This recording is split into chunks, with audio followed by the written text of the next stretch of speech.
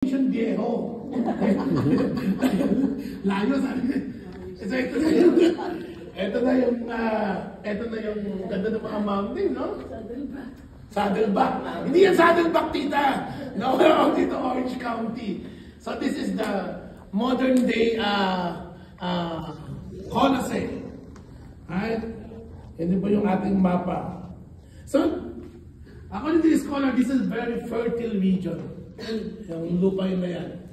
Tapos may river daw dyan, may mga, ngayon ang business yung mill. Yung mill na pa ng mga wood, ng kahoy, mill town. Kasi tignan mo naman, no? Yan kinukuha yung mga trees, no? So at least nagkaroon tayo ng idea na yung Colossae is not just parang pagbiyasa nila yung parang imagination. It happened in a particular place at a particular time. So apparently Epaphras was from this city, Colossae. Si Epaphras in chapter 4, sabi ni Paul, "Oh, your friend Epaphras visited me and he said hi." Parang nagpapasend ng greeting si Epaphras kasi si Epaphras dito nakatira sa Colossae. So Epaphras in chapter 4, makikita natin, visited Paul in jail. At sabi ni Epaphras, "Hey Paul, have you heard of this church? There's a church in Turkey, in Colossae, they're very generous. No, but the thing is that they're starting to believe all this nonsense, all this false teaching." Kasi si Paul na-touch siya, sabi niya, sige nga, sulatan ko nga. But Paul never been to Colossae because he was in jail at that time. He was in Rome, ang layo. So pinadala niya yung letter. Kaya ito, meron tayong copy ngayon na preserve yung letter ni Paul. Imagine mo yun? Hundreds and hundreds of years. Thousands, 2,000 years. And na preserve yung letter ni Paul. So the church at Colossae, they were threatened by false teaching. No? Actually, most of Paul's letters in the New Testament are to churches that he planted himself. Karamihan niya, Thessalonica, Philippi, and all. But he never visited this church. Ito lang yung church na hindi niya nabisita. And dahil nga dun sa narinig niya na balita kay Epaphras, you see the pastoral heart of Paul. Minsan mga pastor, walang pakialam eh. May nabalitaan, wag na natin pakialaman yan. Yan ang paniniwala nila eh. But to Paul, sabi hindi. Kailangan ko silang turuan, no? Sulatan. So we'll see. Ito yung 3 major themes. Nasa panahon tayo introduction ha. Next Sunday, iba na naman. So 3 major themes in false teachings. Pag ito sa book of Colossians, sa letter niya. Una, yung dualism. Makikita natin yan sa letter ni Paul. Ito yung naging issue. Dualism, legalism, and mysticism.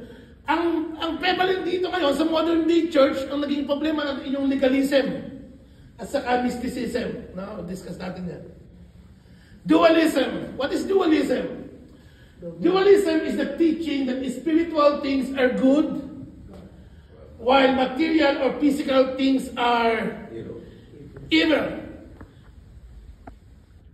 Again, dualism is the teaching that spiritual things unseen, are good, while material or physical things are evil. Yeah. This causes a problem with the doctrine of creation, which teaches us that God created all things. Ibig mo sabihin, mali yung ginawa ng Diyos. Ito yung tinutunan sa Colossians. Mali yung kinait ng God, evil ang kinait ng God. It also causes a problem with the doctrine of incarnation. Si Jesus, ipinanganak siya through Mary. Di ibig sabihin, madumi si Mary. Ibig sabihin, evil yung katawan ni Mary. Paano siya ipapanganak? Diba? If the material things, if the physical things are evil, or they are bad, Kasi marami pong ganyang katuruan. No? Ay, okay lang, pastor, abusuhin ko sarili ko, basta ang kaluluwa ko pupunta sa langit. That is dualism. No? You view your physical thing as evil. The earth, the nature, they're evil. Kaya naman po noong unang panahon, maraming mga monks na tumiwas sa mga disyerto, sa mga kuweba. Why? Because they want to run away from the influence of the worldly things. Worldly matter. Right? So that is one of the problems, false teaching in Colossae. So dualism is also a problem with asceticism when people begin rejecting the good things of God's creation. So, naging problema lahat because we live in a physical world, everything, kahit na yung mga magagandang ginawa ng Diyos, ay bawal or masama. Iyan po yung problema sa dualism.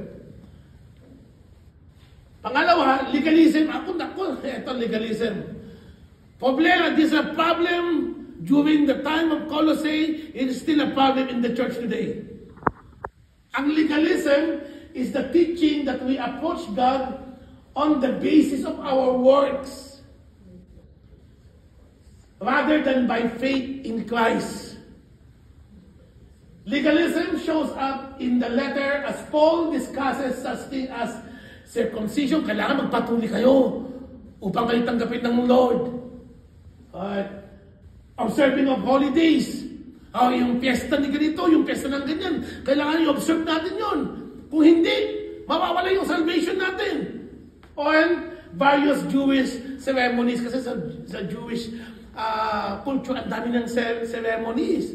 So, sabi nila, kailangan hindi enough yung kamatayan ni Kristo. Dagdagan natin ng good works. So, work righteousness. Hindi ko po sinasabi na hindi tayo mag-good work. Our good work is a result of our obedience to the Lord. Dahil bunga po ng ating pong relationship with God.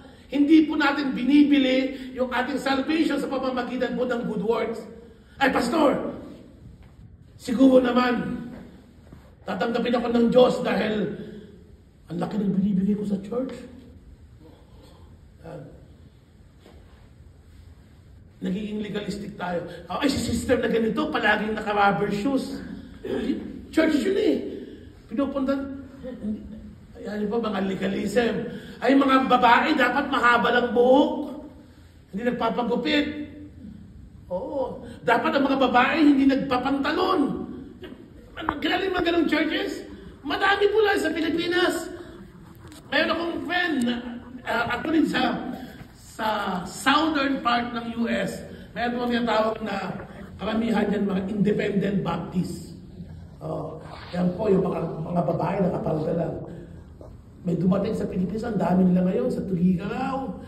Yung anak ng pastor, Pastor Victor, yung anak niya 11 years old. Pag nakita nyo, parang 50 years old. Naka-slacks, naka-leather shoes. Yung mga babae, nakapaldang mahaba, dapat yung makikita yung ankle. At pag nakita yun, ay may problema ka sa iyong relationship with the Lord. That is legalism. Lagi pong sinasabi sa atin, nakatuwaan po ng Bible, no? Jesus paid it all. Binayaran na lahat ni Jesus. Sabi ni St. Paul, everything is permissible. Pastor, okay lang po uminom. Pwede. Gusto mo uminom ka. Pwede po magsigarilyo. Pwede, uminom ka. Kung gusto mo, magsigarilyo ka kung gusto mo. Kumain ka ng gusto mo. Walang pinagbabawal. But not everything is beneficial. Yun po yung accountability natin doon. Hindi ko ba pwede, this is legalism, ha? Ito, example ng legalism. Okay. Si Tita Chris palagi naka-rubber shoes. Pumupunta ng church, dapat babae, naka-rubber shoes. Next time, tita, wag ka na mag-rubber shoes, ha? That is legalism. As ito Eli, lakas uminom. Tigil-tigilan mo yan. Pag sinabi ko malakas uminom, malakas na talaga yun. I'm not being legalistic, but I'm trying to tell him that everything is not beneficial. Nagkakasakit ka, sumasakit tuhod mo. No? But it has nothing to do with your spiritual life, with your standing before God. Wala. Once we start doing that, sinisigil natin ng mga tao dahil sa kanilang suot, dahil sa kanilang kinakain, that is legalism. That's the problem that Paul is trying to address here in the book of Colossians. Alright, ito, sikat din to. Mysticism. Mysticism is the worship of angels and the attaining of secret wisdom through their mystical experiences. I was just talking to Lucas's classmate, yung dad ng classmate niya. So he told me that they left their church in Mission Viejo because they started to embrace Christian mysticism. This is like it's like reading the word, chanting the word of God paulit-ulit until it reveals something to you. That is mysticism. That when you go on a retreat, you stay in your room and then you just wait, that the Lord will reveal something to you. God's revelation is in His Word. Here, we find all the answers ng question natin sa buhay. We don't need a mystical experience. Madami ng uso po ngayon yan sa Christian, lalo po sa mga Protestants. Naging sikat na yun ito. No? In the Philippines, I don't know if you have the group, what they call this one, yung G12, the group of 12, they have this encounter retreat that they're gonna encounter God, and it's just like it becomes like yung own experience namin, kayo hindi. So, mas good kami. Parang elitism, mas banal kami. Santo kami sa experience namin. Ito po, yun ang and the worship of angels. So apparently, may mga, sa Colossians, they started to embrace this teaching. No? Na kailangan sambahin ang angels, yung sino yung pinadala ng Diyos, yung kanyang, ang tawag doon? Sugo, messenger, di ba? So ito po yung mga problema sa Colossae. Ito po yung mga false teachings, no? Yung doctrines naman, tatlong doctrines na, so ito yun yung ina-address din ni Paul. 3 major doctrinal errors. Bakit mahalaga ang doktrina? Because if we believe in an erroneous doctrine, yung application natin sa buhay mali din. Kailangan po, parang pininiwalaan natin ay ang tama ang katotohanan. Kung sino si Kristo,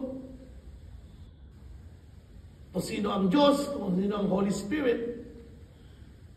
At ito po yung mga na-enjoy natin na doktrina ngayon na ipasa sa atin. Dahil ito po sa trabaho, ginamit ng Diyos ang mga ancient fathers. Natawag natin sa school, sa theology, the church fathers. Ang mga church fathers, ito yung mga scholars noon, sila St. Augustine, that they dedicated their lives, sina St. Anselm. Ewan ko namin niyo si St. Anselm. Si St. Anselm, kala namin siya naman yung nag-develop ng doktrina ng Trinity. So you see, at ito mga truth na ito, inalagaan ito. Didepensahan. Through the work of the Holy Spirit in the church.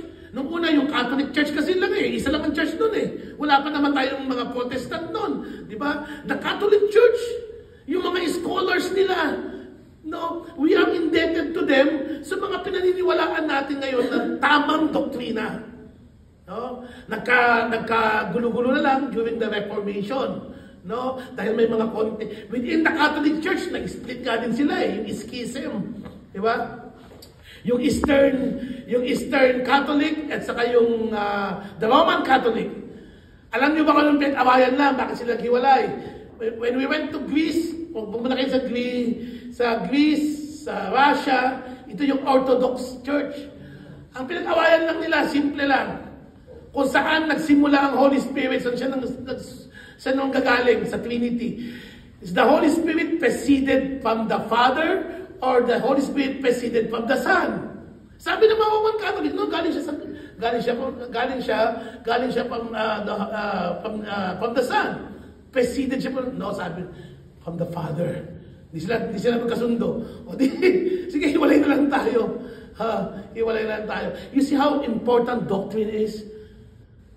Pinaglalaban. No? Yan po yung ginawa ito po yung legacy ng Catholic teachings at Catholic scholars na kailangan natin aminin na sila talaga nag-develop ng mga to. No? That we, paano natin naiintindihan ngayon? Si Jesus Christ. You know? So, ito yung problema. Nagkaroon sila ng 3 doctrinal errors. Weak Christology. Mahina yung kanilang understanding kung sino si Kristo. Makikita bakit mahalaga yan. Pangalawa, work righteousness. Kailangan dagdagan mo ng good work. No? Upang ikaw tanggapin ng Lord. Pangatlo, spiritual elitism. Isa-isahin natin yan. Ay, yung 2 major themes, no, na the person and work of Christ. Sabi natin kanina, weak ang kanilang Christology. The person and